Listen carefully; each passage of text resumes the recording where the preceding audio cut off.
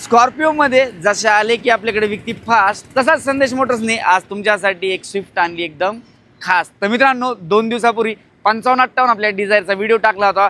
Video टाकल्या गाडी booking आणि डिलिव्हरी दोन्ही सोबतच झालेली। तर आज मित्रांनो त्याच एका खास प्राइसिंगमध्ये तुमच्यासाठी एक स्विफ्ट डिझायर आणलेली, ती देखील कडक कंडिशन MH14 मध्ये।